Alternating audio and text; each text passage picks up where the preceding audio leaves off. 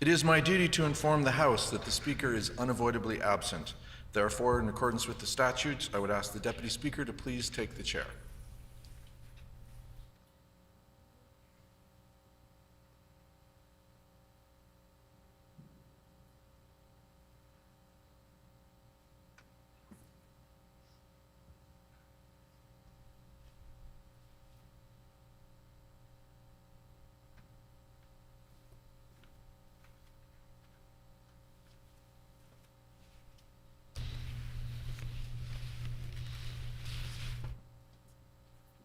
O eternal and almighty God, from whom all power and wisdom come, we are assembled here before thee to frame such laws as may tend to the welfare and prosperity of our province. Grant, O merciful God, we pray thee, that we may desire only that which is in accordance with thy will, that we may seek it with wisdom and know it with certainty and accomplish it perfectly, for the glory and honor of thy name and for the welfare of all our people. Amen. We acknowledge we are gathered on Treaty 1 territory and that Manitoba is located on the treaty territories and ancestral lands of the Anishinaabe, Anishinaabe, Dakota Oyate, Dene Sioux Lene, Wihe Thowug nations. We acknowledge Manitoba is located on the homeland of the Red River Métis. We acknowledge northern Manitoba includes lands that were and are the ancestral lands of the Inuit. We respect the spirit and intent of treaties and treaty making, and remain committed to working in partnership with First Nations, Inuit, and Métis people in the spirit of truth, reconciliation, and collaboration. Good morning, everybody. Please be seated. As previously announced, the official opposition caucus has chosen Bill 241, the Drivers and Vehicles Amendment Act, license plates for MMIWG2S awareness, as their third selected bill for this session. In accordance with the official opposition House Leader's letter, this bill will be considered this morning as follows. Debate at second reading will begin immediately following this statement. The question will be put on the second reading motion at 10:55 a.m. Accordingly, I will now recognize the Honourable Member for Point Douglas to move her second reading motion to begin this debate. The Honourable Member for Point Douglas.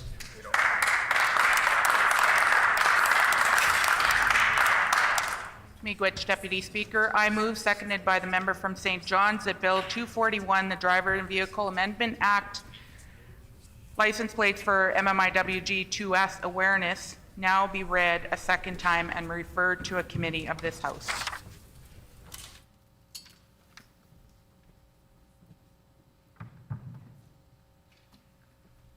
Thank you.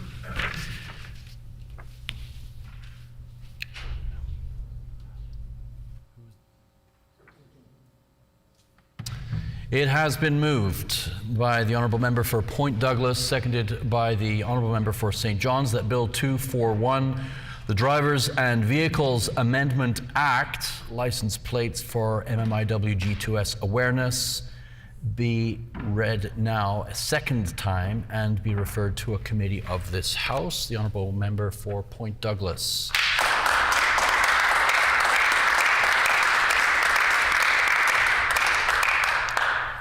Miigwech, Deputy Speaker, and I'm going to try not to get emotional through this because, as you know, this is something that's very close to my heart. As someone who has a sister that's been missing now for just over 14 years, this is something that's very, very near and dear to my heart. I've done a lot of work with a lot of our family members throughout the years, not only here in our city or province, but all across Canada. And you know, resoundingly, I hear from families that they feel like their loved ones have been forgotten, that they feel like people aren't connected to the issue, and that there's not enough awareness being raised around this issue. So this would be a way for us in this House, you know, as leaders in this province, to stand with those families, to help those families feel like they're not alone.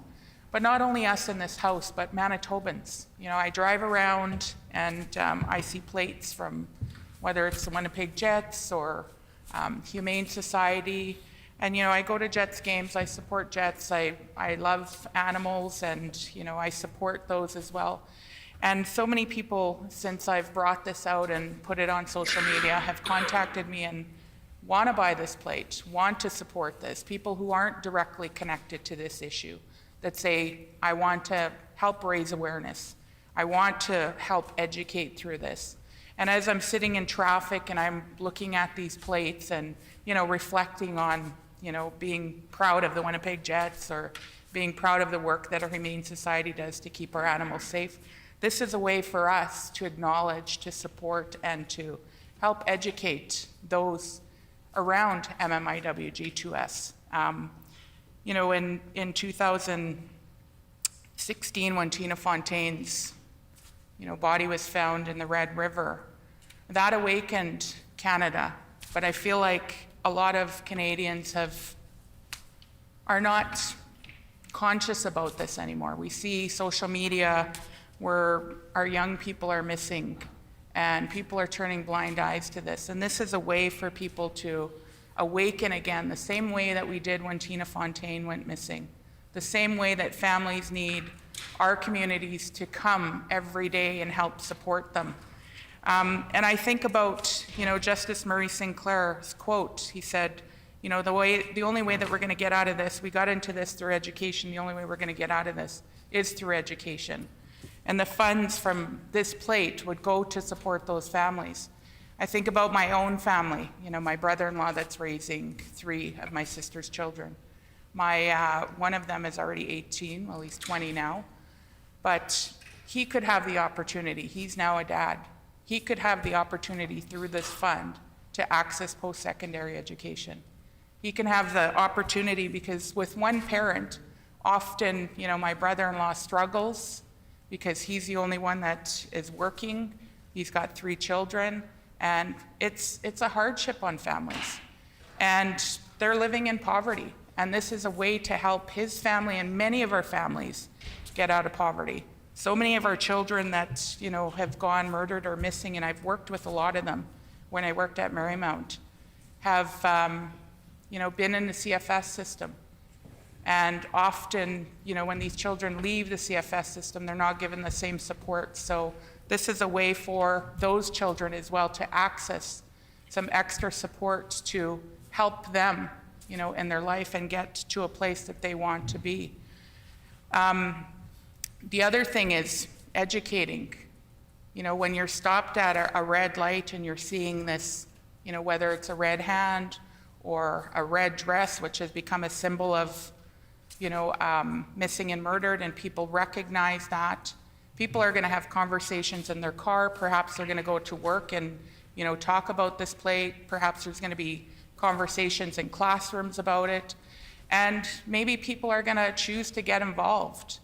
Maybe walk with the Bear Clan to help keep our community safe. Maybe get involved with Drag the Red and the preventative work that they do. People think twice about putting someone in that river now because of the work that's being done. They also bring community together, these groups. Mama Bear Clan that goes out and feeds the community, checks on our relatives. People will get involved with initiatives like this. And most importantly, we want people to stop turning a blind eye against the violence that's happening. And perhaps this will help someone who is in that situation, or someone who knows someone who is in that situation, come forward and help that person. So, I really hope that the other side, that we can unanimously vote on this today and pass this, and let Manitobans decide, whether they want to purchase a license plate. We've heard that, perhaps MPI thinks that there's too many plates out there. But again, we need to let the people of Manitoba decide. It's 1,000 license plates that have to be purchased before they are produced. And I think we can go well beyond that here in this province. I think, we have well over 1,000 families that are grieving the loss of their loved one, that are, searching for their loved one, that have no answers. And this is a way for us to stand united with them, to support them, and to honor the work that they've done, but honor those who aren't with us today. So I don't want to speak a lot because I do want to listen to what the other side has to say, and I really hope that they do support it, because We do have a lot of family members in the gallery today, and I want to acknowledge our families that are here today. I also consulted with the Red River Métis national government, and they were in support of this. I've consulted with the Inuit community as well. They were in support of this, and certainly our leadership here in Manitoba is in support of it. So I really hope that our leaders here in the chamber and that are going to come in and vote at 11:55, hoping we don't even have to get to a vote at 11:55, that we can pass this this morning, and that we can all stand with our families. And I just want to say miigwech to all of you that are here today, that are supporting this, and that I love our families that are here today, and we will always continue to push and make sure that no other women have to experience what we're experiencing, that we don't have to be 4 times more likely to walk out our door and be murdered or go missing. So with those few words, like I said, help educate the public, help support and honor our families, and most important, let's help support those families to get our children educated that now only have one parent. Miigwech.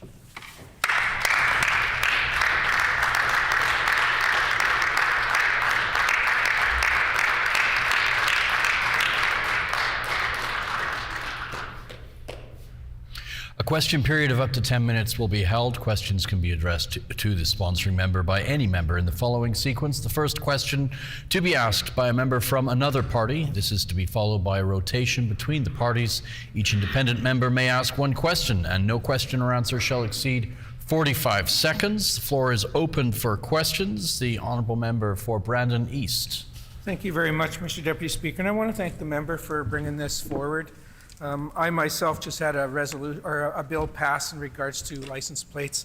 So I've been through the process before, and I know in her preamble, the member mentioned that funding will go to the families. I know with MPI right now, it states that specialty plates cost $70, and $30 of the fee goes towards a designated charity. So I'm just wondering if the member can explain how the money will get to the families. The honourable member for Point Douglas. Miigwech, and I thank the member for that question. So we'd like to set up a trust fund, and we'll get into that after this bill is passed, who is going to manage that trust fund. But children would be able to access that trust fund again for post-secondary education. Families, resoundingly, that I spoke to, don't have access to extra funds to be able to support their children through post-secondary, whether that's the trades. There's less bursaries in this province, unfortunately, for them to access. And there's really nothing for MMIWG families in terms of support to help their children, especially when it comes to education. And like I said, Murray Sinclair said it well, education got us into this mess, and education is what's going to get us out of this mess. Member's time has expired. The honourable member for Wolseley.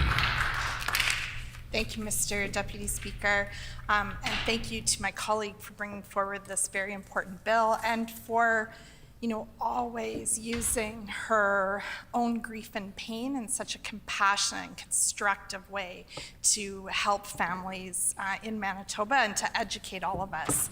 I would like to ask the member how this bill would help bring Manitoba closer to fulfilling an MMIWG2S call for justice. The honourable member for Point Douglas. I thank my colleague for that question.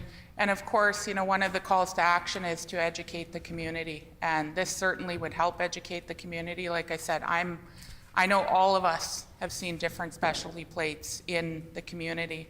And you often think, where does that money go to? So I've done a little bit of research and looked online and stuff, and a lot of the money goes to different causes. So Maddox Warriors, theirs goes towards cancer and supporting children. This would go towards MMIWG and supporting the children left behind.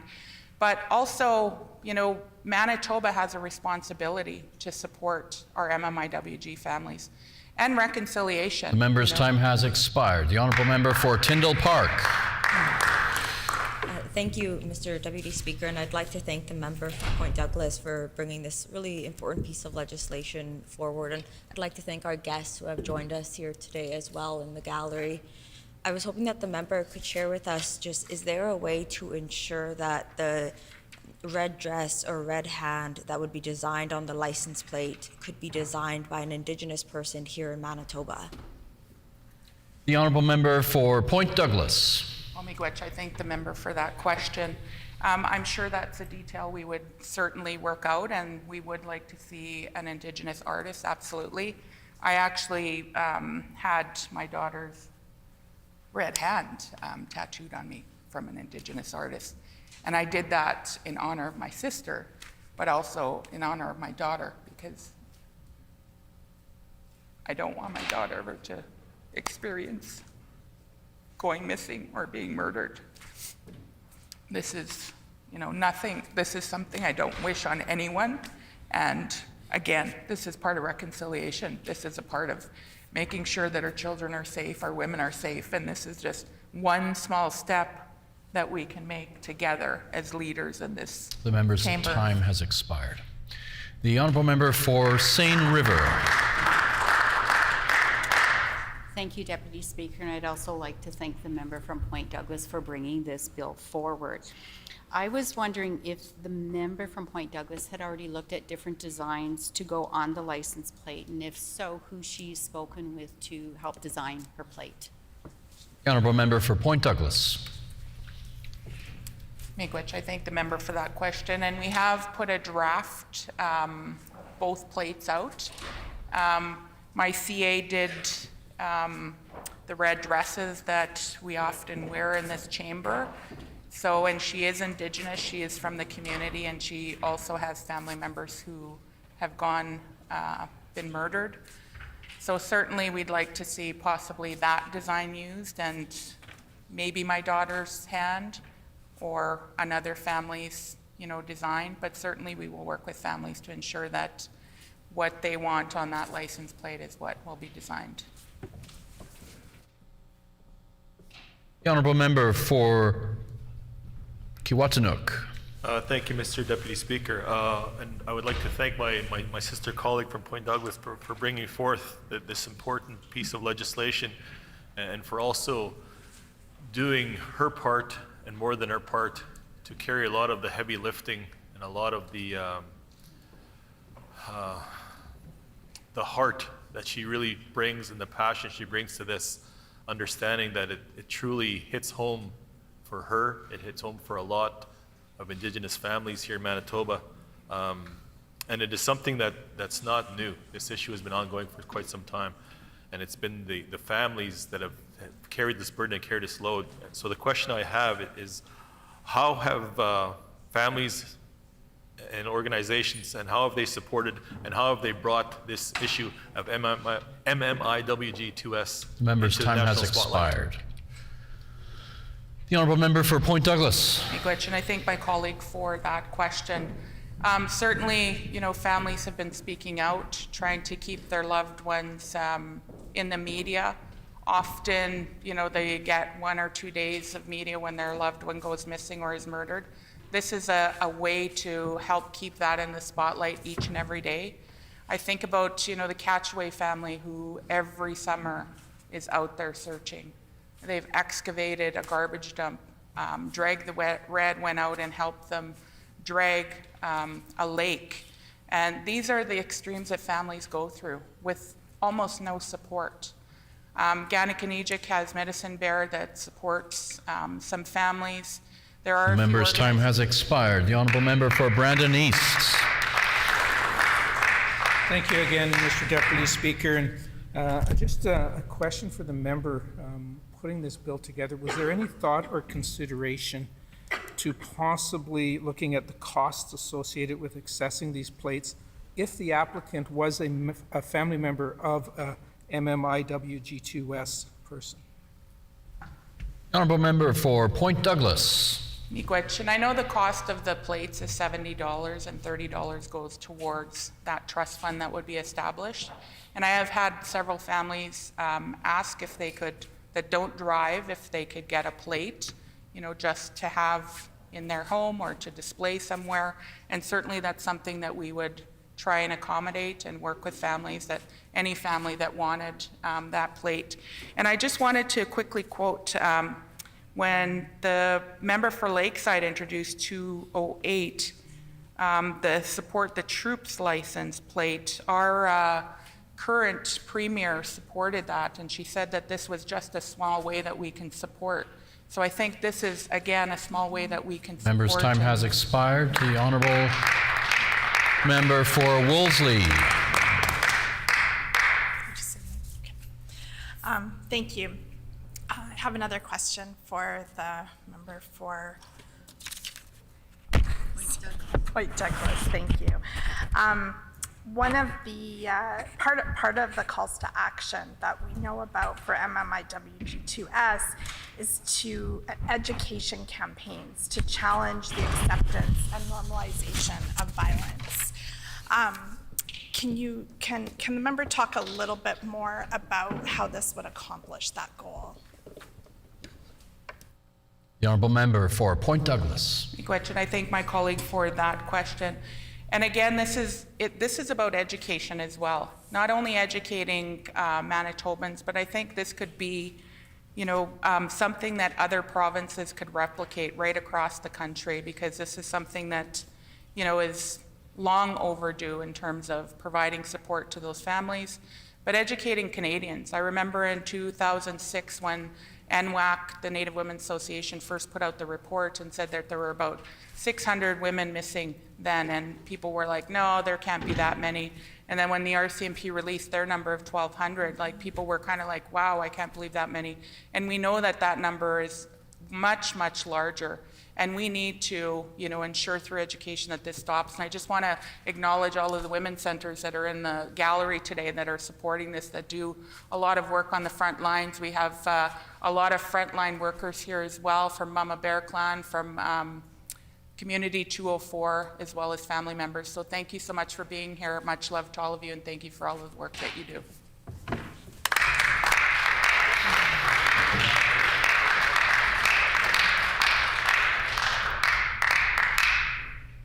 The time for questions has expired. The floor is open for debate.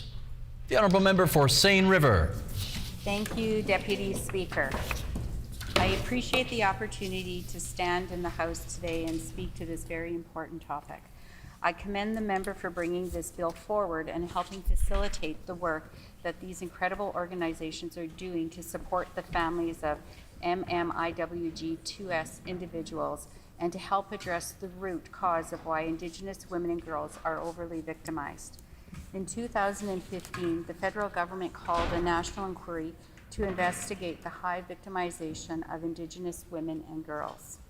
This was done in response to the call to action number 41 of the Truth and Reconciliation Commission, which stated, "We call upon the federal government in consultation with Aboriginal organizations to appoint a public inquiry into the causes of and remedies for the disproportionate victimization of Aboriginal women and girls.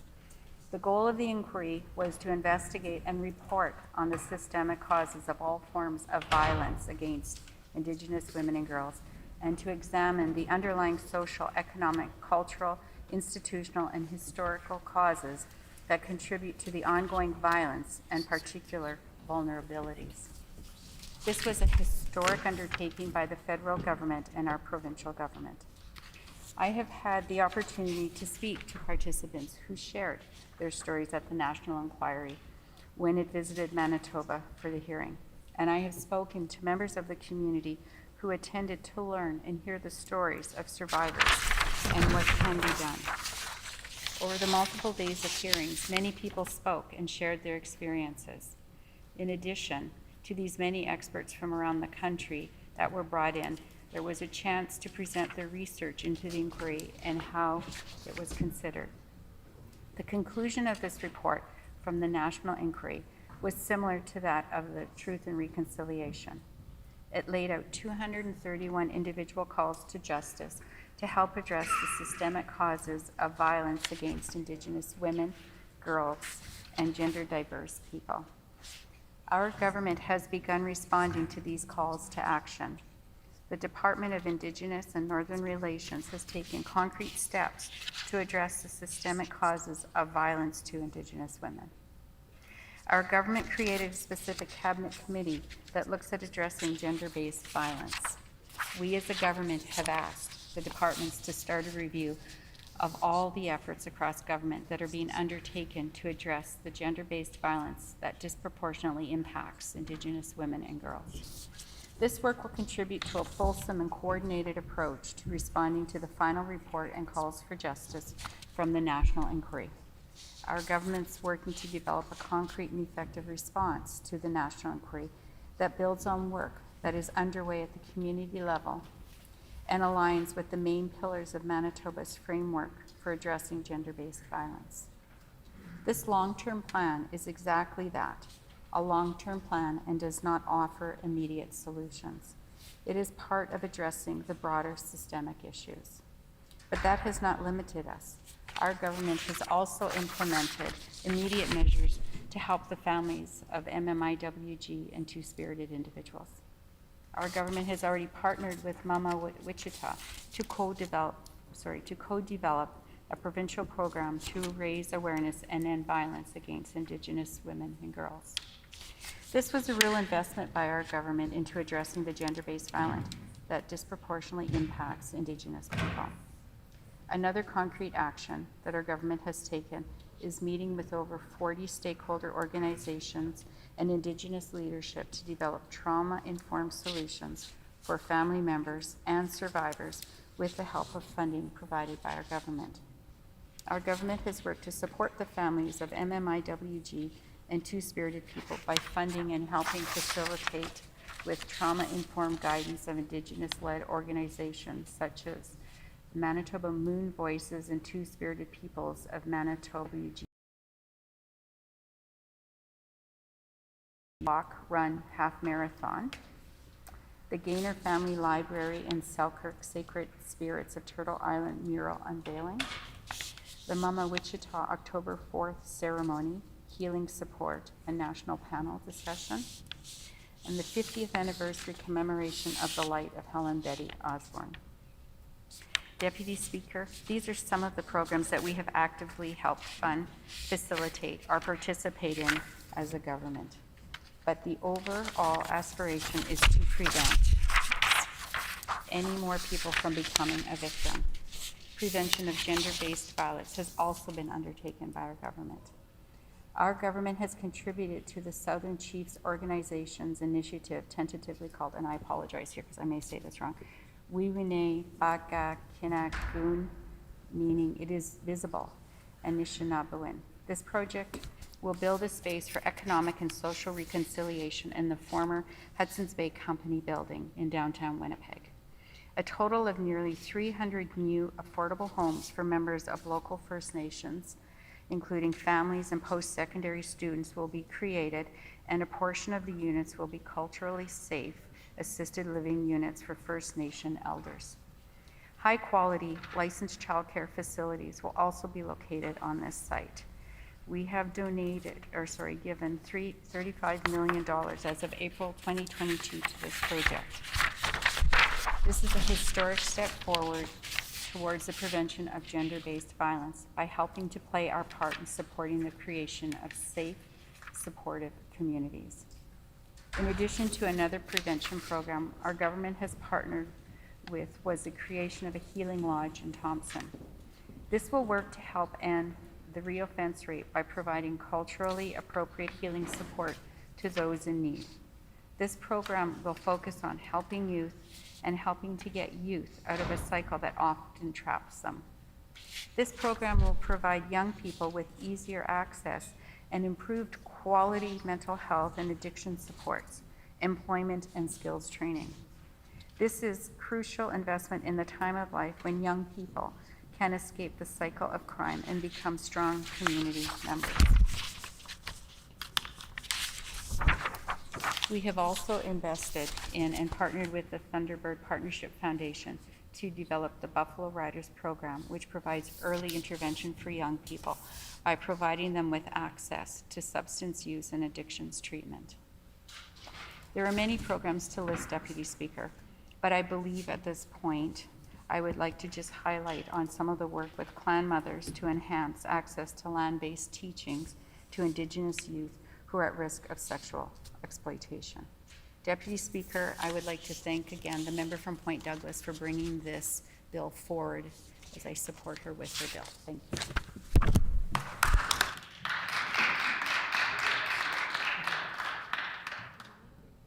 The Honourable Member for St. John's.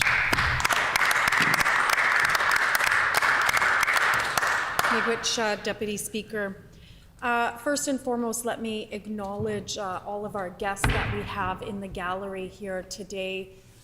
We certainly have a lot of folks, community members, MMIWG2S family members, and folks that are on the front lines of bringing attention to the issue of MMIWG2S, those that are on the front lines of working to protect and safeguard Indigenous women, girls, and Two-Spirited. I'd like to acknowledge, we also have Willow Tree Action Therapists, who are all women therapists, who have reclaimed the space at McGregor and Main Street and are currently working on a memorial in honor of Simone Sanderson. And so I know on behalf of our colleagues here, we acknowledge each and every one of you for your work today, and a profound miigwech for being here, and again, of course, for the work that you all do. I want to say miigwech to my sister colleague, the member for Point Douglas, for bringing forward this important bill.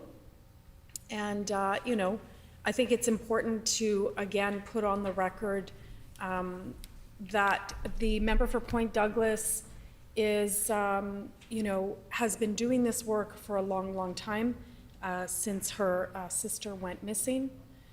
And it's important to highlight that, again, the member for Point Douglas is one of, if not the only, and first one as well, MMIWG2S family member ever elected to any legislature across our territories here in Canada. And so that's important to put on the record, because when the member for Point Douglas you know, presents a private member's bill in respect of MMIWG2S, we should commit ourselves to ensuring that that bill receives royal assent and unanimous consent and agreement here in the House. Really, Deputy Speaker, in many respects, this bill is actually the bare minimum of what we can be doing in this chamber to draw attention to the issue of MMIWG2S. And, you know, I think it's important that we recognize that there is so much work that needs to occur, so much coordinated work, so much political will in order to tackle the issue of missing and murdered Indigenous women and girls and Two-Spirited. You know, I think that anybody that pays attention in this province, or certainly across the country, but pays attention to the issue of MMIWG2S, will note that this year alone, we have had a significant number of our sisters who have been taken from us and murdered, and again, and left in some of the most grotesque ways imaginable, thrown in just grotesque ways imaginable, Deputy Speaker. And so, you know, it's important for us to bear witness to that continued violence. It's important for us to bear witness to that continued violence in this chamber. And as I've said many, many times, it's in this chamber that the decisions that impact on the lives of Indigenous women, girls, and Two-Spirited are made. Those decisions are made and executed in this chamber.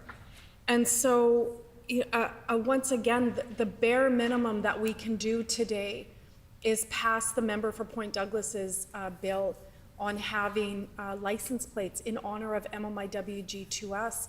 You know, the member for Point Douglas talks about, you know, the ability to continue to draw attention to the issue of MMIWG2S through license plates. And I think that that's really important.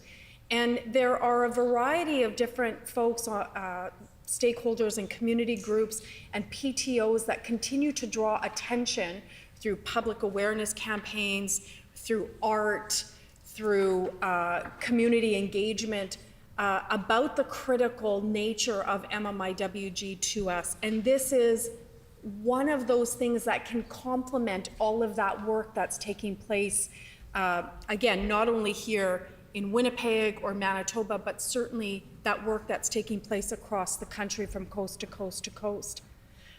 I just want to, for the record, just I want to just list some of the license plates that are currently in circulation, because I think it's important for the discussion.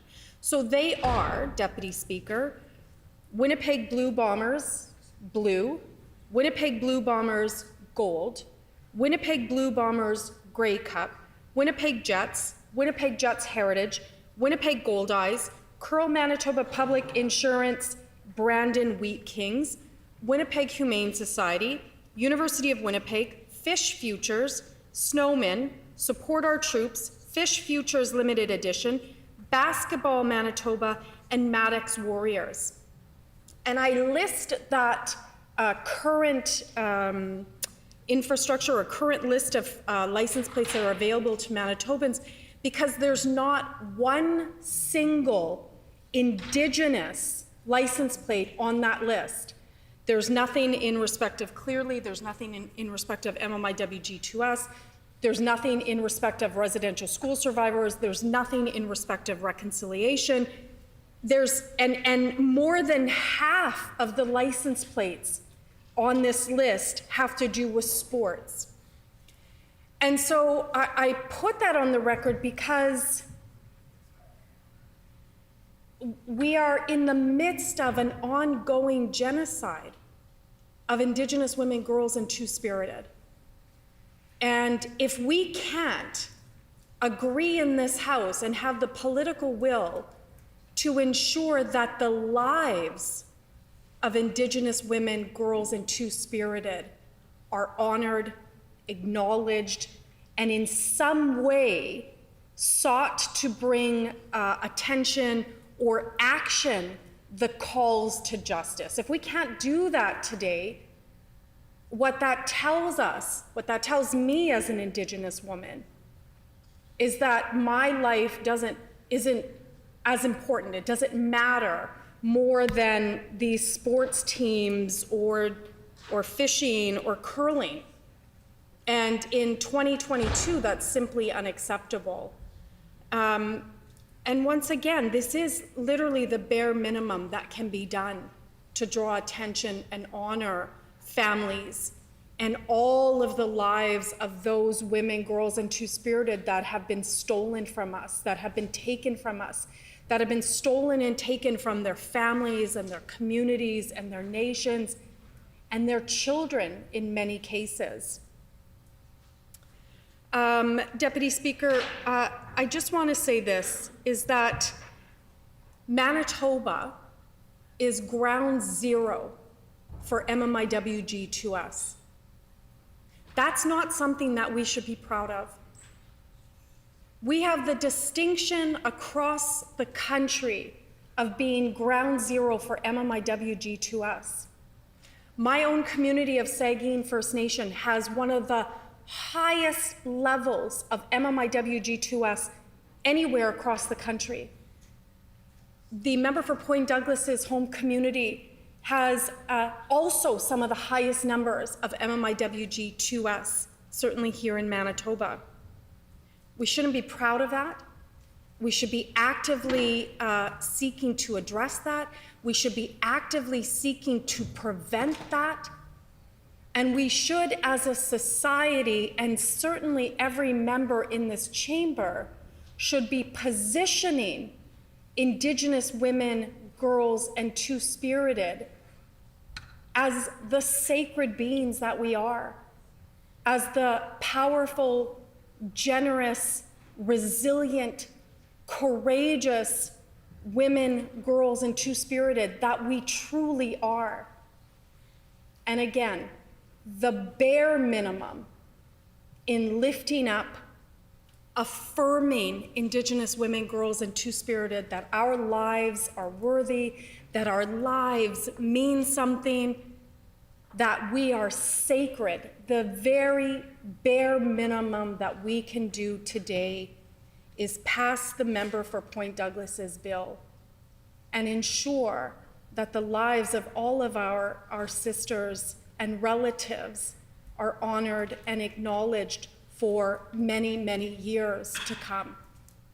Miigwech, Deputy Speaker.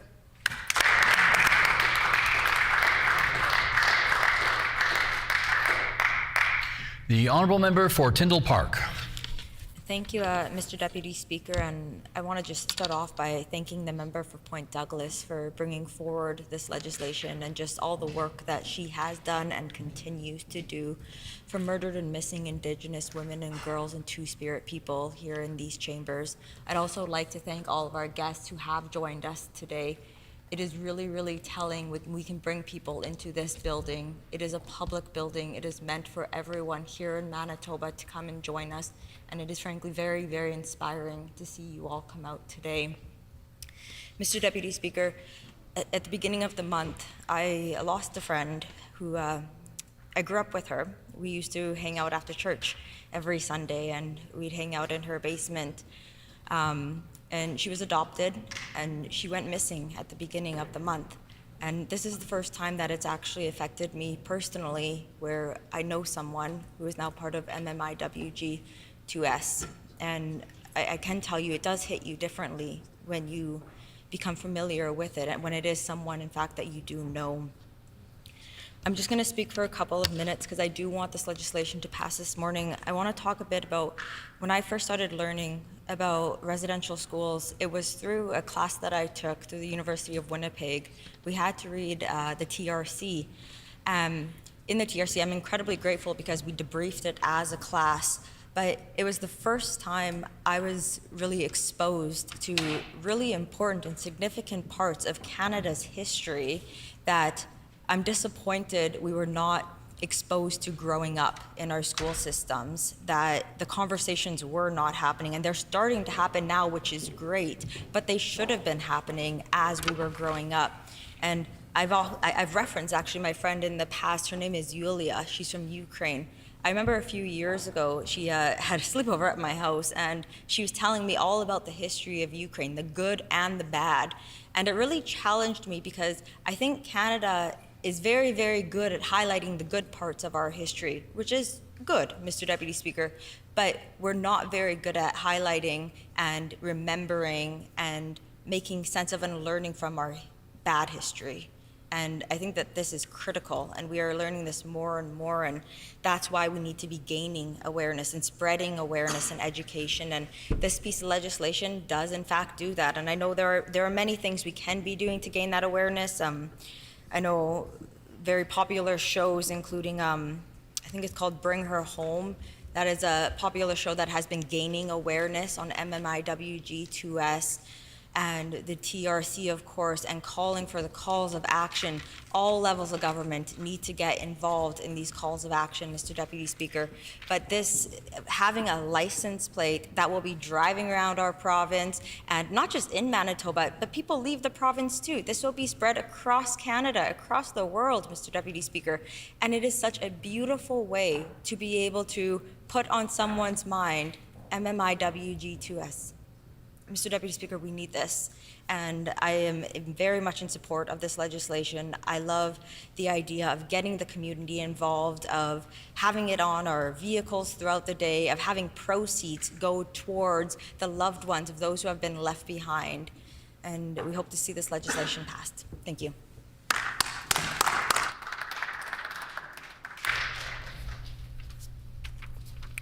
The Honourable Member for Kiwatanuk. Thank you, Mr. Deputy Speaker. Thank you for the opportunity to put a few words on the record for Bill 241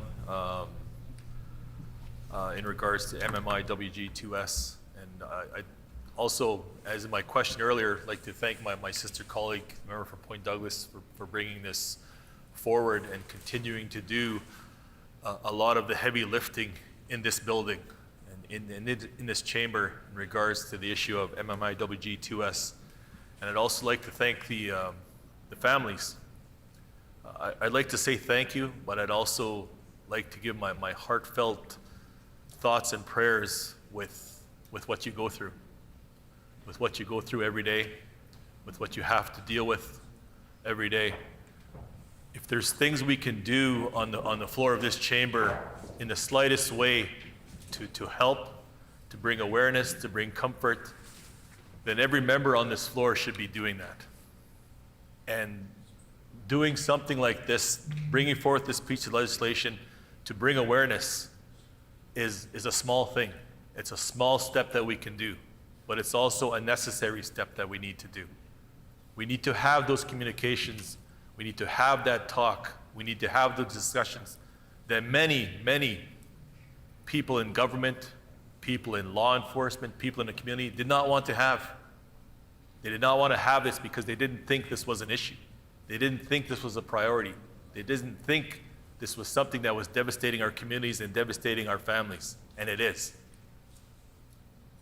So I applaud you, and I almost hazard to not use the word applaud because it shouldn't be about a celebration because of the issue and the heartfelt and the heartache that this is causing.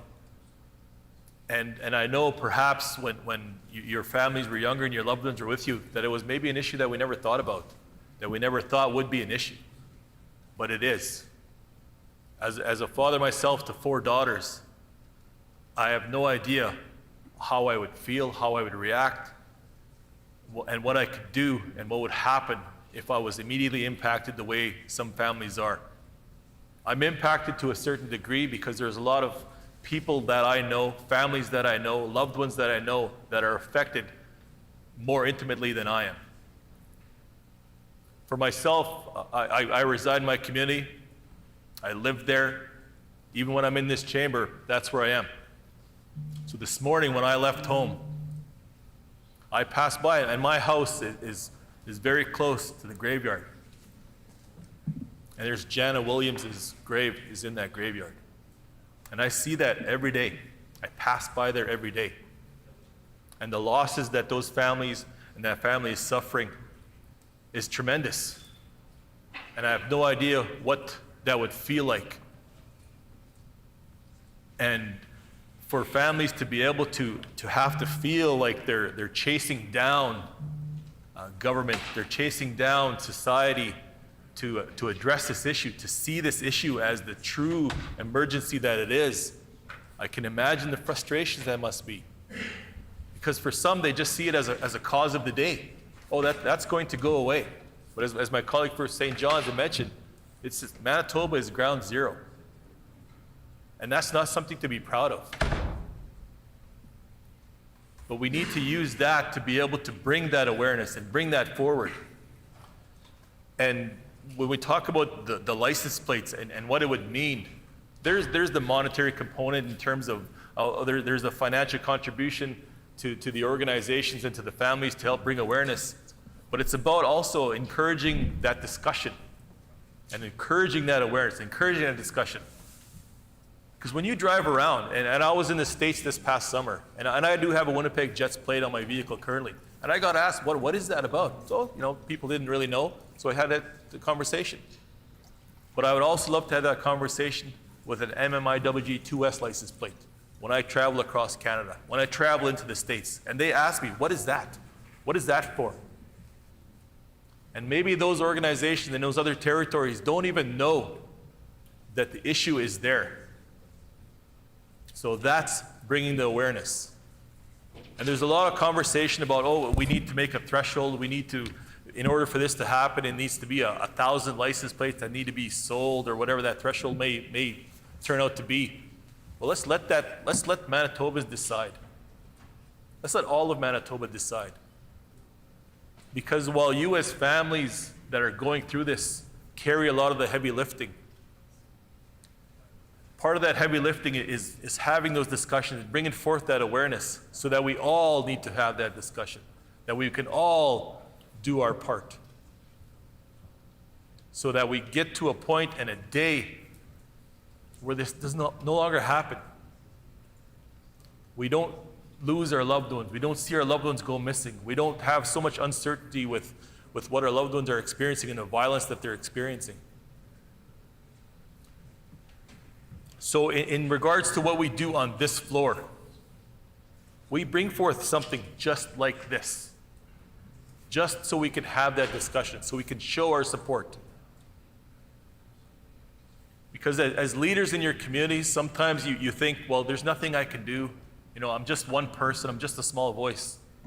But when we collectively speak together, when we collectively have those discussions together, that voice is so great. When we come to this place and we have these discussions that perhaps this chamber and this room never had before, that's doing our part too. So I applaud you for your efforts. My heart is with you. And if I can do the smallest thing by voting yes to this, absolutely. But I want to do more. We all need to do more. And that's why we need to do this. So with that, I'd say miigwech for all the work that you do. My heart is with your families. When you suffer your losses, when you have those discussions, when you relive those wounds over and over. And if there's things that we can do on this level, let's have those discussions so that we can all be better. Miigwech.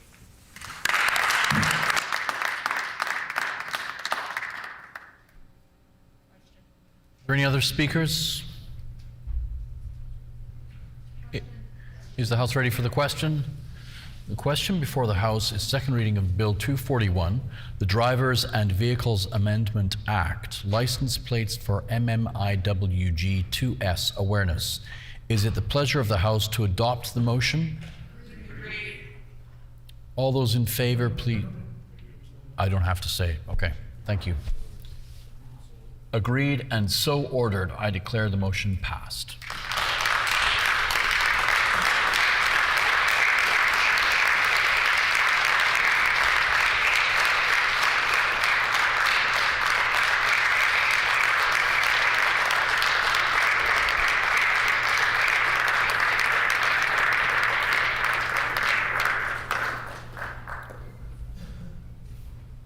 The Honourable Opposition House Leader.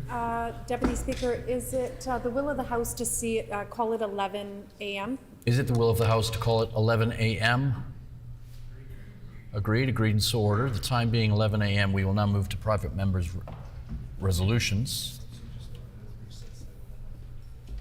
And it behooves me to remind the House that then we will recess for lunch at 11:54. Not 12 because we're calling it 11 right now. So, the Honourable Opposition House Leader on Deputy Speaker, on House business. On House business. Pursuant to Rule 34, bracket 8, I am announcing that the private member's resolution to be considered on the next Thursday of private member's business will be one put forward by the Honourable Member for Kiiwetinoong. The title of the resolution is calling on the provincial government to stop cutting education funding. Pursuant, it has been announced by the Honourable Opposition House Leader that pursuant to Rule 34, subsection 8, the private member's resolution to be considered on the next Thursday of private member's business will be the one put forward by the Honourable Member for Kiiwetinoong. The title of the resolution is calling on the provincial government to stop cutting education funding. We will now move to private members' resolution hour. The resolution previously stated before this House for this hour is number 26, calling on the provincial government to adequately fund the construction of the new aquatic centre in Thompson. The Honourable Member for Thompson. I move, seconded by member from Maples. Therefore, be it resolved that the Legislative Assembly of Manitoba urge the provincial government to adequately fund the construction of the new aquatic centre in Thompson and provide a timeline for its construction.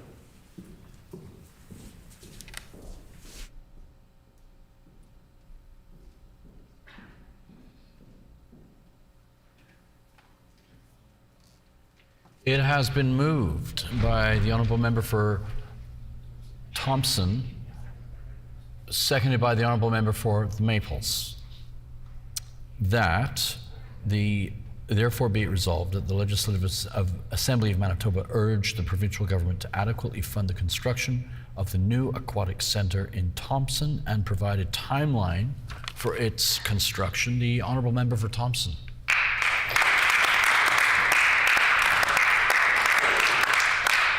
Thank you, Mr. Deputy Speaker.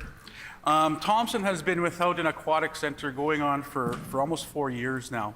The closure of that aquatic centre has had a devastating impact on the citizens of Thompson, the surrounding communities, who rely on that aquatic centre for first aid training, for swimming lessons, for just having pool parties with your family. I know growing up in Thompson, the pool was such a pillar to our daily life and a necessity to the community. Its closure is really devastating to the community, and I know that the members of Thompson have continued to push for this aquatic center to be constructed, and they've gone without a timeline for quite some time, and they're urging the government to provide that timeline for construction. I know there's been a beautiful design that's in place. Funding has come through from all levels of government, but we know that the funding that's provided falls short by about $4 million. And so without that $4 million, we don't know whether or not we're going to be able to actually see that pool, the aquatic center, constructed for the citizens of Thompson. Like I said, I know growing up, I spent a many number of days, summer days at the pool with family, with friends. Even as a young parent, we've had birthday parties there for our children. It was just a huge pillar for the community of Thompson, surrounding communities. Now, without the pool, people have gone without swimming lessons, and we know how important aquatic safety is. I think about 22 people in Manitoba drowned each summer. It's a huge number. That's a preventable number. I'm thinking of a member who called me over the summer saying, they've done swimming lessons in the lake in August. I don't know if you know the August months in northern Manitoba, but they're frigid, pretty cold, and so some of those children weren't able to participate in the swimming lessons and aquatic safety lessons provided by the Red Cross. And so the aquatic center would be able to provide that type of training, safety for children, for the members of the North. And I know the Thompson Swim Club has been devastated by the closure of the pool, Mr. Deputy Speaker, and they've been urging the city, the province, my office, to push to make sure that this facility comes to fruition, right? And right now, that is not possible with the amount of money that's on the table. We know that because of COVID, because of inflation, that the cost of these projects, and a lot of projects have skyrocketed, right? And so the initial estimates for construction of a new aquatic center aren't what they are today.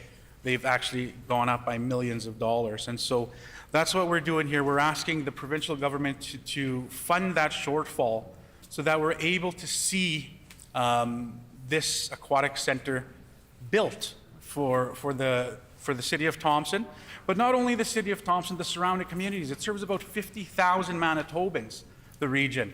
I know that surrounding communities bus in children, school trips, or used to anyway when we did have a facility, to take swimming lessons, to just have a good time and a safe environment.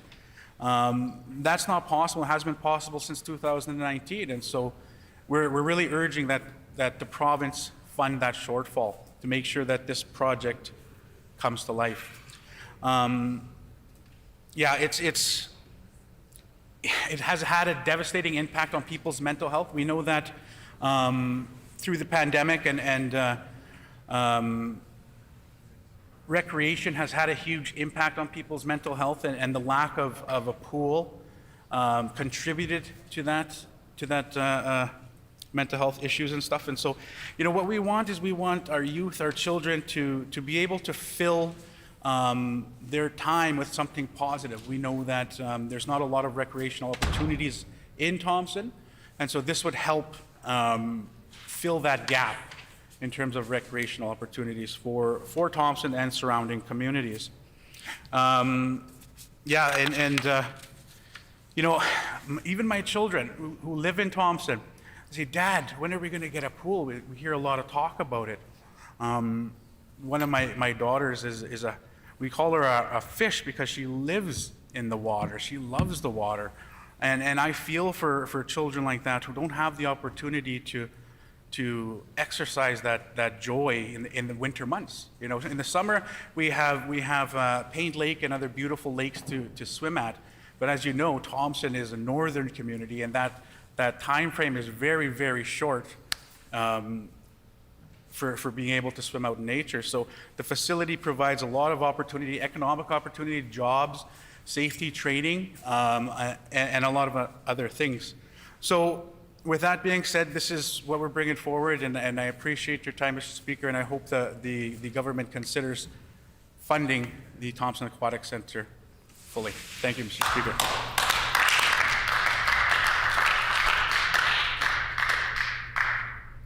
A question period of up to 10 minutes will be held, and questions may be addressed in the following sequence.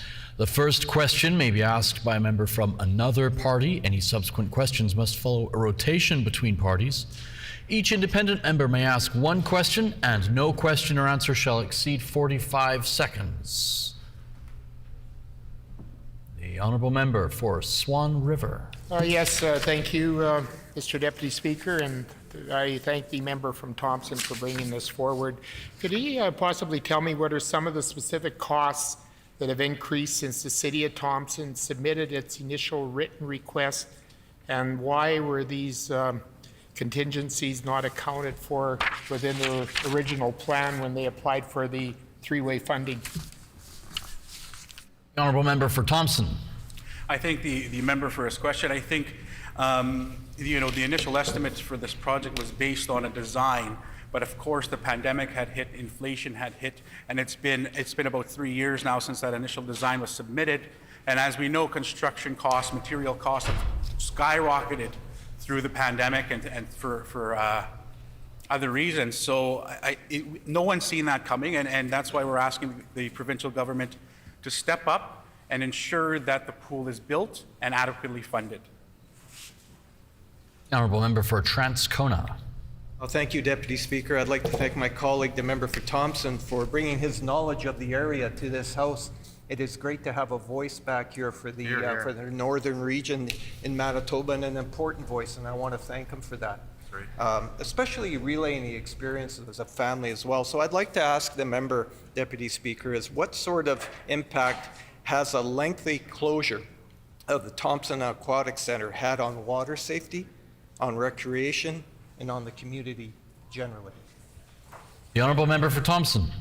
I'd like to thank my colleague for the question. It has had a huge impact on water safety. We're not able to provide aquatic safety lessons to children, to young ones in the region since the pool was closed. Not only that, but seniors are not able to do their aquasize any longer, which has a huge impact on our senior population in Thompson. And we know that the aquasize was a huge program when the Northflex pool was in operation. And so it has an impact on seniors, on youth, and on the community as a whole. Thank you. The honourable member for St. Boniface. Thank you very much, Mr. Deputy Speaker. I thank the member for Thompson. This is an important measure. A friend of mine, Les Hansen, became a competitive diver, and started his career at Thompson Centre. So I was just wondering if you could give some background on the centre and explain its importance to the community. The honourable member for Thompson. I'd like to thank my colleague for the question. The importance of this facility, it goes forever. I mean, there's so many benefits that this facility would bring to Thompson. I know I'm thinking of a friend of mine who started at the Northflex pool as a lifeguard and this first aid instructor, and that triggered their interest into the healthcare system. And now they're a nurse and a president of MNU in Thompson. So the benefits of an aquatic facility go far beyond just aquatic safety. It gives an opportunity for people to explore interests and possibly other careers down the road other than, aquatics. So, thank you. The honourable member for Fort White. Thank you, Mr. Deputy Speaker. I would assume the member from Thompson has read the ISIP agreement that funded the new aquatic center. Can the member tell us specifically what the agreement says for cost overruns and who will be responsible for those cost overruns? The honourable member for Thompson. I thank the member for the question. This isn't cost overrun. This is a shortfall in funding. So thank you, member, but it's not a cost overrun. These are actually shortfalls in funding. Just a friendly reminder to direct all questions and answers through the chair, not directly to the member in question. The floor is open for questions. The honourable member for Transcona. Oh, thank you, Deputy Speaker. The constituents of Transcona, Deputy Speaker, definitely recognize the importance of an aquatic center. Yeah. We have a first-class aquatic center now in Transcona, opened in 2017. Has water slides, a zero-grade beach entry. It has geysers that allow for a shallow water spray pad for not only younger children, but also for older adults that require a zero-grade entry. So I'd like to ask the member if he can outline the importance of having publicly available and accessible recreation facilities, such as the old Thompson Aquatic Center, particularly in northern communities like The member's Thompson. time has expired. The honourable member for Thompson. I'd like to thank the member for the question. I mean, recreational facilities provide an opportunity for youth, for families to fill idle time with positive recreational activities. Growing up, I know that when we fill our idle time, I call it, with positive things, you're less likely to fill it with negative things, right? You're gonna find other things to fill it with, and usually it's not the best things to do. So having a aquatic facility or recreational facilities in the north particularly is going to be very helpful in terms of crime reduction, mental health for children and youth and even adults. Surrounding communities are going to benefit from this aquatic facility. Member's time has expired. The honourable member for Dauphin. Thank you very much, Mr. Deputy Speaker, and I want to thank the member and welcome him to the House and congratulate him on his win there for Thompson. Manitoba has raised the issue of cost overruns, and I know he mentioned that it's not a cost overrun. This is a project overall cost, but we've mentioned, and the Premier asked directly the Prime Minister, indicating these cost increases are need to be addressed. A portion of funding allocated for this Thompson Aquatic Center came from the Liberal NDP federal coalition. Are they being asked to step up? Member's time has expired. The honourable member for Thompson. Thank you, Mr. Deputy Speaker. I thank the member for the question. We are continuing to lobby all levels of government. Even the private sector has stepped up with money for this facility. But right now, what we're doing is we're asking the provincial government to fulfill that shortfall in funding. We know that this aquatic center is going to benefit Thompson. It's going to benefit the North. It's going to benefit families. I can't wait for the ribbon cutting ceremony if this thing ever gets fully funded to be able to take my family swimming there for the first time. It's a beautiful facility. The design is gorgeous. It's going to be the gem of the North and in Thompson. So Member's time has expired. The honourable member for Transcona. Well, thank you, Deputy Speaker. I want to thank again the member for putting forth this PMR. It certainly outlines the importance. We're starting to feel the real impact of not having an aquatic center in Thompson. Can you outline the impacts that a nearly $5 million funding shortfall could have on a new Thompson aquatic center, on the city of Thompson, who will have to pick up this tab? The honourable member for Thompson. I thank the member for the question. You know, as we know, municipalities are facing a funding crunch as it is. It's very difficult for municipalities to even get roads fixed nowadays. And so to ask a small city to find an extra $5 million so that its members, its community members, its seniors, its youth, its families are going to be able to have a safe, fun, recreational facility. It's nearly impossible for a community that size to find an extra $5 million. It's very difficult, but you know, we're asking private sector, we're asking all. The honourable member's time has expired. The honourable member for Borderland. Thank you, Mr. Deputy Speaker. Given that just inflation has caused the price of everything to go up in this country and everything to become more expensive, it seems logical that the federal government should foot the bill, or at least a significant portion of it. The member opposite has indicated that he is apparently lobbying the federal government to do so. I'm wondering if the member opposite can talk about the response that he's received from the Liberals on this. The honourable member for Thompson. I thank the member for the question. We are continuing to lobby all levels of government, the private sector. Right here, right now, I am asking the provincial government to step up. I don't understand why is it so difficult to step up for its own city, for its own citizens. I find it mind-boggling that a province is not willing to help its own citizens, to step up to the plate, making sure that its own citizens have a facility like this. We will continue to lobby the federal government, we'll continue to lobby private sectors, and the City of Thompson will continue to try to fundraise. But it's going to be very difficult without this government's support to make that happen. Thank you.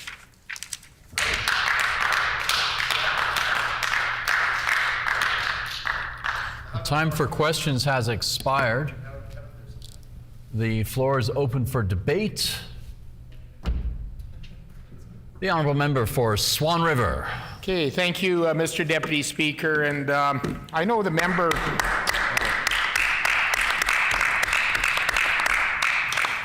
And I know the member from Thompson is here representing his community and really appreciate some of the things that he's putting in the bill. But there's also a bunch of information that I'd like to bring forward, some of the factual information of that nature. It's important again to share some of these. Our government has been working hard to correct the disorder course, and as a result of Manitobans, we've seen financial relief, which they have suffered for a number of years during the time of the NDP government, and they left Manitoba with a long-lasting debt and complete financial dysfunction.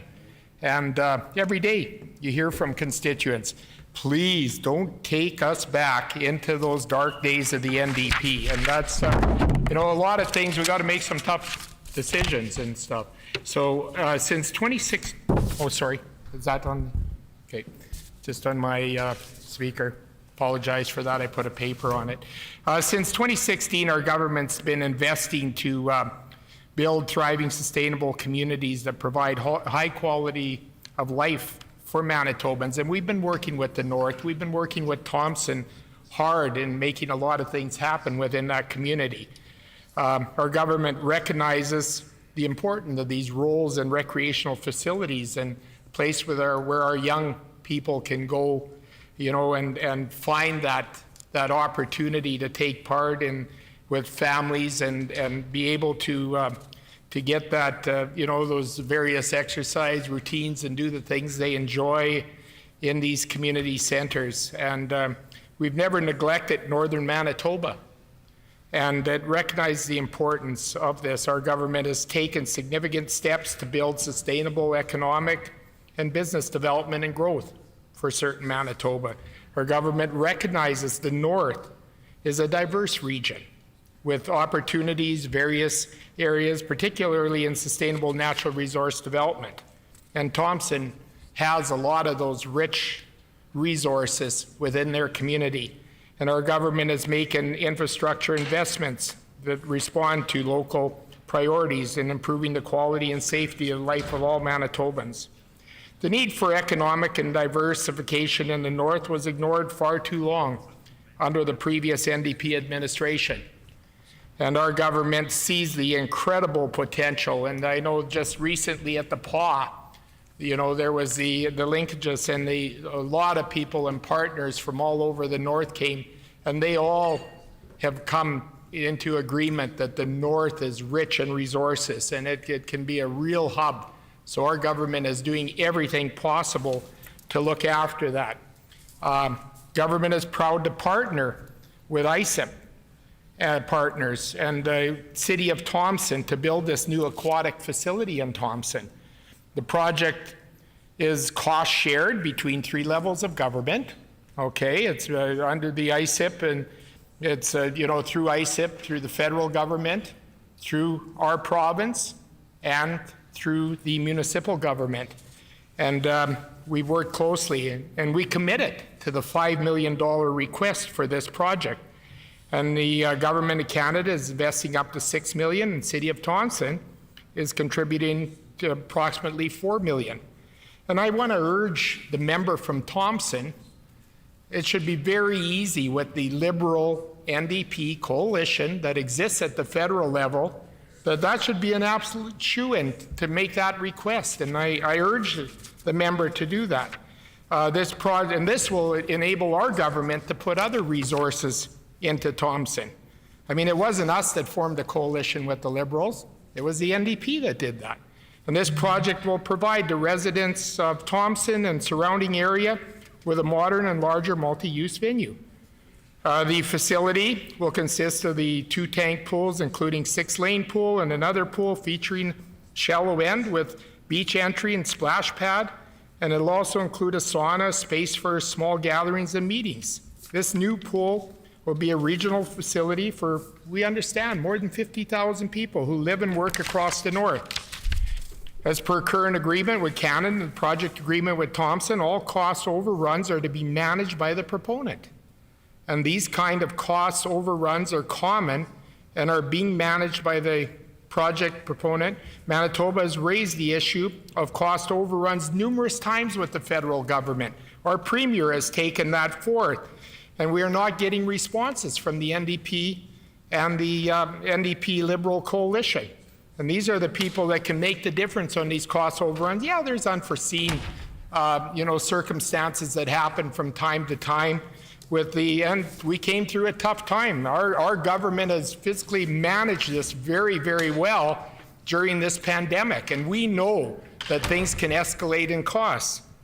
The Manitoba NDP government that exists doesn't support the true potential of the North.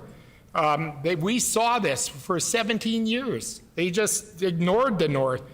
The leader of the Manitoba, member from Fort Garry, signed the LEAP manifest, which stated that natural resources must be left undeveloped and in the ground. So I wonder what Vail would say if the member from Thompson went and said, our leader wants to leave it in the ground. What would happen then? The next thing is, hopefully he'll support or encourage his leader to make sure that he doesn't go ahead and say, well, let's leave it in the field too, because that would really throw things into that. So those are the... Okay. To apologize on behalf on that there. Again, the paper went over top, and realize it's... Anyway, so this is the kind of stuff that we are seeing, all right? We're seeing this stuff where this government is wanting to leave it in the ground, potentially leave it in the field. So, I think this really aligns with their record of ignoring the North. And I hope the member from Thompson convinces his leader otherwise. With the high inflation which is impacted by the carbon tax, from the federal NDP Liberal coalition, everything is more expensive than before.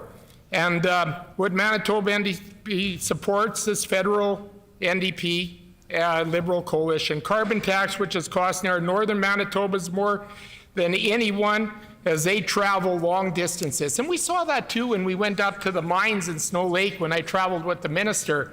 And just extracting those minerals from the ground is costing the North huge sums of money. Now to look at some of the facts. For example, through building sustainable community funding, the constituents of Thompson received over $255,000 in the last 3 years to support 6 projects in Thompson. $75,000 went to the city for the aquatic facility engineering, and also the design report that was in existence there. So those are important things that we look at in supporting the North. Just this year, Thompson received $72,000 in Green Team funding, which is helping many young Thompson residents finding summer employment. In 2019, our government has started to distribute nearly, our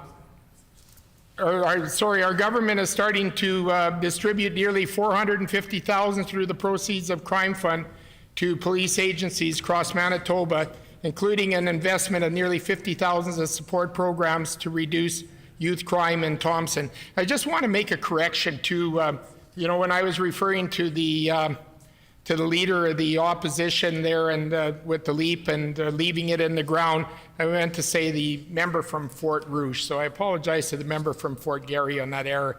And our government is working to modernize Vail's mineral tenure to ensure it can spend up to $150 million investment announced in 2021 to find new mineral deposits and extend the lifetime of the Thompson mine.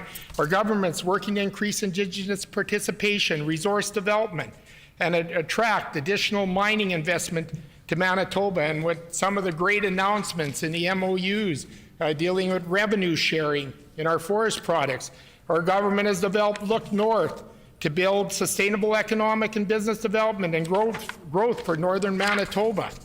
And this goes on, and I'll give one of my other colleagues the opportunity to tell a few more things that we are doing in the North, because we are truly investing in the North. We care about the North, unlike the members opposite, and we will continue to work for the people in northern Manitoba. The member's time has expired.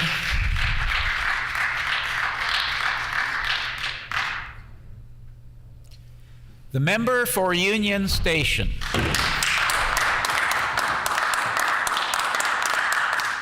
Thank you very much. I'm grateful for the opportunity to put a few words on the record this morning in support of my colleague, the member for Thompson's resolution this morning. We all know that recreation in communities is vital. And I remember our late colleague, Danielle Adams, talking about the importance of this pool in Thompson. And she actually brought forward this as a policy point and was just very clear in how she brought it forward. Thompson doesn't have a pool. Thompson needs a pool. Advocate for a pool in Thompson. It's very clear and very straightforward, as she was. And, I think it's really wonderful, and it speaks to the importance of this issue that our colleague, the MLA for Thompson now, is advocating on behalf of his constituents to ensure that they do have a pool in Thompson. And I think that many folks, especially those folks like myself who live in Winnipeg, who have grown up in Winnipeg, we can't actually, I think, fully appreciate what it means when a pool of that magnitude in that community is lost. There are many different recreational opportunities that folks in more urban settings, Winnipeg, can access. If one pool closes, maybe there's another half dozen that you can access and get to meet your needs. That is not the reality in Thompson. And so the loss of this pool is significant. Our colleague, the MLA for Thompson, has talked about the pool being more than just a place where folks can take swimming lessons. It's a place where families gather. It's a place where communities connect. It is a public health resource, right? It is not just about a pool. It is about community connectedness. It is about having strong recreational opportunities. It's about socializing. It's about economic opportunities. It's about good health and wellness in Thompson. And so, quite frankly, I think it's unfortunate that the member for Thompson has to bring this forward, because under this government, we haven't seen them actually take the steps necessary to ensure that the citizens of Thompson have this very essential public health amenity. We all know, as we've navigated this pandemic, that not having access to public services that are centered around bringing community together, that are centered around improving people's health and wellness, can have really challenging and significant impacts. And, you know, this is a moment in time where, unfortunately, you know, when we could be talking about many other things, we could be talking about many other areas that could be looked at and addressed, you know, our colleague is having to, and rightfully advocating on behalf of residents of Thompson for something that should have been addressed several years ago under this government. You know, the commitment should have been made, pool should be in place, residents of Thompson should be enjoying that amenity right now. So, you know, there's not really, quite frankly, a lot of in the weeds debate that we need to get into here. It's a very straightforward issue, very, very clear-cut issue. The government needs to make sure that they provide all of the resources necessary to make sure the residents of Thompson have this pool. They should have done it several years ago. They haven't. We're making sure right now today that we're amplifying the voices of Thompson residents so that they can get this very much needed pool in place. I think, you know, what is important about this moment, however, is to also highlight the fact that there are other areas that we can also be looking at enhancing in terms of recreation and the positive impacts of being able to access recreation in the north, in Thompson. You know, the member for, I think it's Swan River, just spoke, and he talked about his government and how they support the north, et cetera, et cetera. Well, we all know that's not true. We all know that this government has been neglecting the north. We all know, I mean, just go to the north, go to Thompson, specifically since we're talking about Thompson, and talk to residents of Thompson, talk to constituents of Thompson. There are a myriad of issues that they will bring up where they highlight this government has neglected their needs. It doesn't need to come from me. I don't need to convince you. If this government takes this seriously, they can just go and listen to the residents of Thompson and hear it directly from them. You know, delaying this particular issue, this government not taking the appropriate and necessary action to ensure that residents of Thompson have their pool in place, have their recreational and public health needs met, speaks to a larger issue under this government. That this government doesn't really seem to value equitably the needs of constituents and residents in the north, in Thompson. This government seems to think that they can play politics with what residents in Thompson need. That is unacceptable. Again, the MLA for Thompson shouldn't have to be bringing this resolution forward today. He should be able to talk about a swath of other issues, but he's raising this because it is significant, it is important, and it is reflective and representative of the fact that this government has not been prioritizing equitably at all in any way, shape, or form the needs of the north and the needs of those constituents in Thompson. This is you know, a commitment that was made that, again, we lack clarity from this government as to when they're going to see this commitment through, or if they are. That speaks to other areas in terms of public health. Again, this pool is a public health amenity. It is a way in which residents of Thompson can address their physical, mental, emotional, and social well-being. It represents a number of opportunities for folks of all ages to get their health needs met in a positive way. We can look at the staffing shortage crisis happening in Thompson in the north right now as another clear-cut example of how this government fails to take the steps needed and make the investments into public services that would benefit residents and community members in the north. The pool and this government's lack of appropriate action on this issue is yet another example in terms of how this government lacks any urgency whatsoever to ensure that communities in Thompson have what they need. And so, I reflect today on the fact that this is something that has been raised many times. It is an area that Thompson residents have made very clear is of significant importance. And if this government wants to start getting themselves on the right path and show Thompson residents, show Northerners in Manitoba, show Manitobans more broadly that they listen to their concerns, that they value public services, that they care about folks in the North having good health outcomes, because again, this pool is a public health amenity, they'll just take this step. They'll commit in the House today to providing whatever is necessary immediately to get this pool dealt with, to make sure the residents of Thompson no longer have to petition, raise their voices, advocate that they know it's going to happen, it's going to happen soon. There isn't going to be a financial shortfall because the government prioritizes their well-being. The government has a really easy, kind of like a, what do they call it? It's a baseball or a softball. Softball opportunity. Slam dunk, that's more my sport. Slam dunk opportunity right now to just commit on record to getting this done in the way that the MLA for Thompson has outlined it needs to happen. That would be an easy signal to residents of Northern Manitoba, constituents of Thompson, that this government has maybe turned a new page and is going to prioritize their needs, listen to their voices, make sure their communities have what they need to be well. This morning is that opportunity for this government.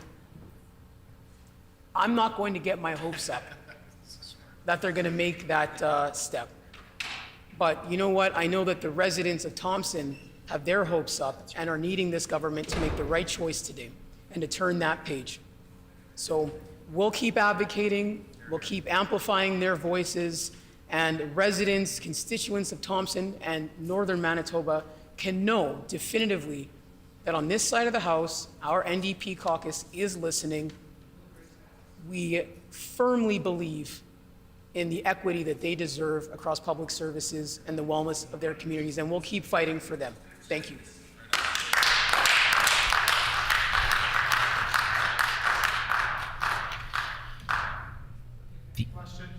The Honourable Minister of Labour, Consumer Protection and Government Services. Thank you, Mr. Acting Deputy Speaker. I'm pleased to rise today to correct some errors that have put on the record. And first of all, I'd like to congratulate Mayor Colleen Smook for being re-elected in Thompson, along with the councillors that were elected and re-elected.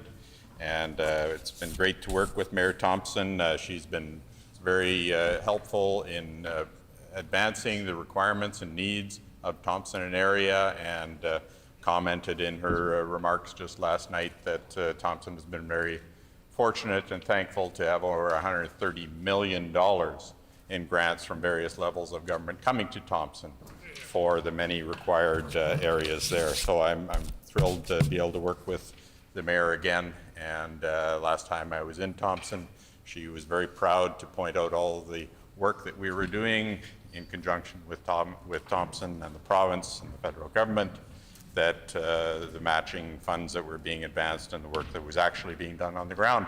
In contrast to previous NDP governments, and I might remind the members opposite about what experiences Manitoba had with the previous NDP government. They not only went out publicly and announced that they were going to rebuild the northern campus of Assiniboine Community College, they announced that they were forwarding that application on to the Building Canada Fund, and when the school called the federal government to say, well, if you need any information, we can certainly give you that information, they said, we have no application. The federal or the provincial government of the day told the community that they were rebuilding that facility advancing that grant application, and they did not do so, Mr. Deputy Speaker. That is shameful. That is not the way that we operate. We work with the municipalities to make these things happen. Not only that, Mr. Acting Deputy Speaker, they also told the City of Brandon that they would advance the water treatment plant under the Building Canada Fund, and again, didn't do so and didn't tell the city. We're now building that plant with the City of Brandon and the federal government. Those are things that are being done. This pool has been announced by the federal government in conjunction with the City of Thompson and ourselves. The City of Thompson is the proponent, Mr. Deputy Speaker. They will issue the RFP. They will find out what the market will bear. They are responsible for any cost overruns, but I'm sure they'll come and talk to us, and we're already talking to the federal government about the things that we are seeing out there. I was very pleased today to be with the Barons River Council, the Chief and Council, to announce that we were partnering with the federal government and Barons River to announce $31.6 million in projects for Barons River and area.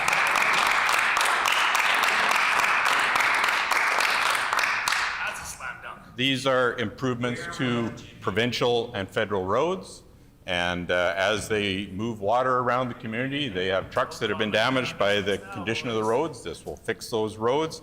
Upgrades to a water treatment plant, Mr. Acting Deputy Speaker. Critical infrastructure in all communities, especially on First Nations. And a new arena and multi-purpose facility, Mr. Acting Deputy Speaker. It is critical that the youth in this community have time and an area and a place that they can meet, and that they can participate in sports and community and have something to do. So it's very important. And the Chief and Council, I was very fortunate to be able to meet with them this morning for these announcements. Those are the types of things that we can do with our municipal, federal, First Nations partners in the Investing in Canada Infrastructure Program, Mr. Acting Deputy Speaker. I know there's more to come, and perhaps we'll hear some announcements in the future. It is a $1.17 billion fund that has been matched by federal, provincial, municipal, First Nations, Crown corporations throughout Manitoba, Mr. Acting Deputy Speaker.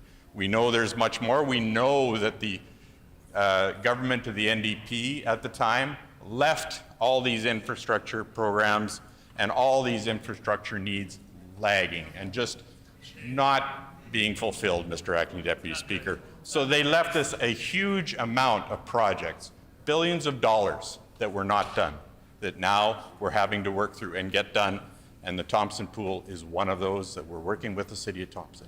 Thank you, Mr. Acting Deputy Speaker. The member for St. Boniface.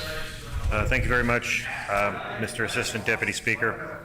I'm very happy to speak in favor of this motion. Look, we have to acknowledge that inflation is a real thing. We shouldn't leave all the costs on the proponent, especially the City of Thompson. And I just want to touch on a couple of the bigger things. One is that we do need to have better mineral extraction up north. The fact is that a couple of years ago, there was a report from Saskatchewan that said at the current rate of permitting, it would take 250 years for Manitoba to have a sustainable mining industry. So we actually have some of the greatest access to ore anywhere in the world. We have to be partnering with First Nations and making sure that we're sharing the resources and that we're respecting the environment. But there is enormous potential in Thompson and in the north. And you know, if you go to the north, I'll say one thing that people will often comment on, and it's extremely important. There are enormous riches in the north, and the fact is that Manitoba, especially, is that the southern Manitoba has benefited from the riches in the north, whether it's mining, whether it's hydro, and there have been enormous impact on those communities who often aren't compensated as we benefit from it. So this is part of this is doing the right thing and making sure that Thompson is supported. The other is that we also have to be flexible. If we want to make sure this thing gets done, we should make sure that the funding will be there. And I don't think it's realistic for the Manitoba government to sort of say, well, that they don't have any money. when we're in the middle of debating BITSA, which is going to make a $350 million unfunded tax credit permanent. So if we can find $350 million for that, to cut checks to Bill Gates or to the Koch brothers and big commercial landlords who don't really need a tax break and who are doing pretty well, we can certainly afford to find the money to fund things like the Thompson Aquatic Center.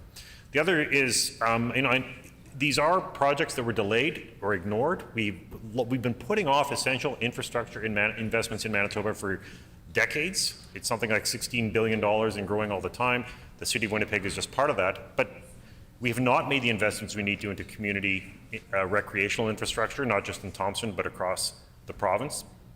And some of this is because, look, if we're worried about the cost of this now, these are all programs that could have been announced 3 years ago. This is the ISIP. The ISIP program was announced, I think, in 2018. And in 2019, it was discovered that the PC government had failed to allocate $1.9 billion in funding, $400 million for housing, for an agreement that other provinces were already building affordable housing, and Manitoba hadn't even spent a dollar. $400 million in a health transfer, which included about half of that going to home care, half of it going to mental health care, untouched, and then $1.1 billion in infrastructure funding. And we've heard over and over again that it's just not moving. All these things have been sent to Ottawa, but the thing about this, I used to work at the Western Economic Diversification as a communications person, but I sat on the Federal Provincial Infrastructure Secretariat.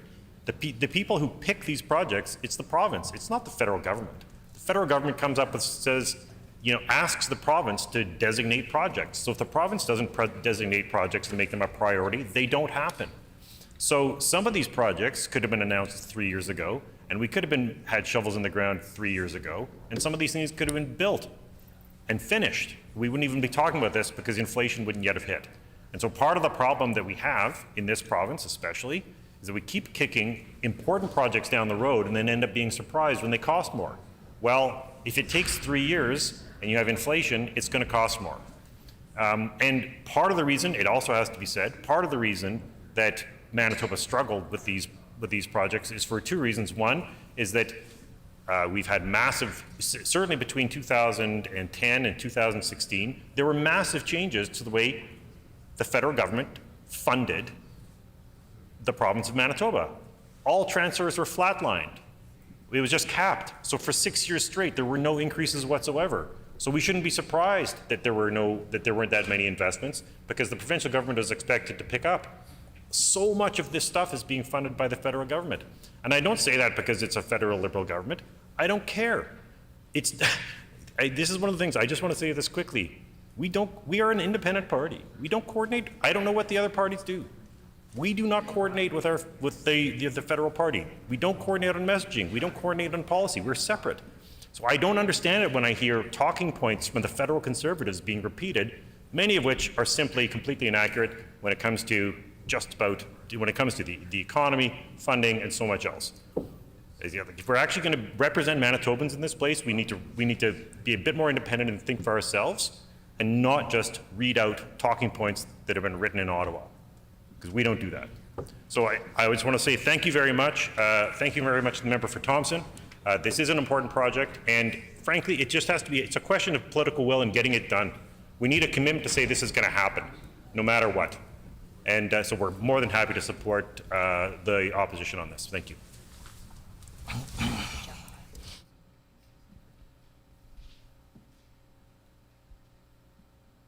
The member for Dauphin. Thank you very much, Mr. Deputy Speaker, and it is a pleasure to get up and speak on this resolution here today that was brought forward by the member for Thompson. It is an important project. It's an important resolution, but I don't necessarily agree with some of the preamble that's being suggested in this resolution. Again, having said that, I do support the aquatic center and the need for a center like this in Thompson, especially just looking at a little bit of the details of what this facility will be able to provide people in the north. It is a regional approach to this facility, and again, I think this is a great idea. And the proponent being the city of Thompson on this, I commend them for their application. And again, this is a good project for Thompson and for northern Manitoba. But one of the whereases here, and the member from Thompson brings this point to the floor of this legislature, that the province did not provide enough funding. And Mr. Deputy Speaker, that's really misleading when it comes to the ISIP program, the process of application, what was approved, because in fact, what happened was the province of Manitoba is one of 3 funding partners that approved the application, and this is the truth of that the province did support this project, has supported this project, and I'm sure remains in the belief that this is a great project for northern Manitoba. So it's not a question of not providing enough funding.